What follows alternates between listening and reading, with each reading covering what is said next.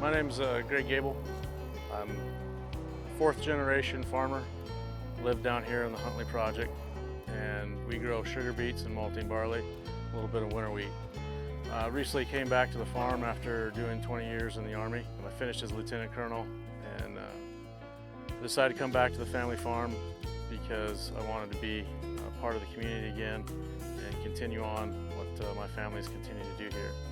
I have one son, he's 12 years old, and he's continuing to be part of the farm and is even starting to do a little work.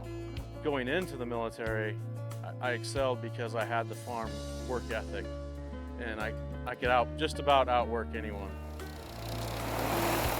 Transition from the military to farm life was probably a little bit easier for me just because I had such a great community to come back to.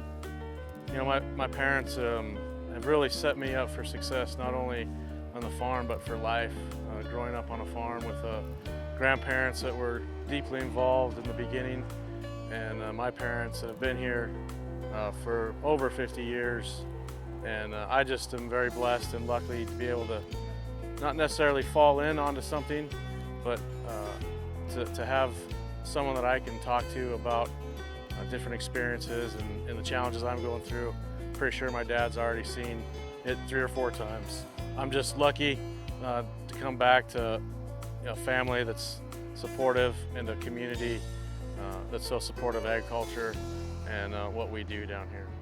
You know, my parents have been in Farm Bureau for a long time and have been very involved in a lot of things, including policy. It was an easy answer yes for me to be part of Farm Bureau, not only here at the county level, but also at the state level. For 20 years, I was an officer in the Army. I've led organizations as small as 6 people up to almost 1,000 people.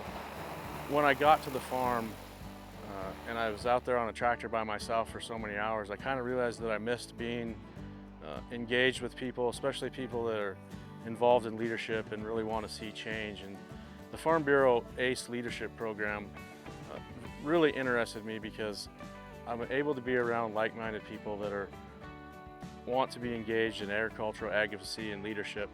Such a great experience around those 10 people and the speakers that they brought in and the learning that we all did as a group. And it was great for me having the experience that I had from the military to help others see a different perspective on how to be a leader and how to communicate. The great thing about Farm Bureau is that it brings all the producers, farmers and ranchers together to have one common voice. And if we didn't have that common voice, it'd be very difficult for a single entity or a small organization to really have that respect and that power when it comes back to dealing with government policy. And that's what Farm Bureau does. It brings everybody together. On my trip back to Washington, D.C., I went with 5 other Farm Bureau members, and we were lucky enough to meet either representatives or their staff and have a good conversation about them. And it was obvious right away that Farm Bureau was a respected organization amongst them.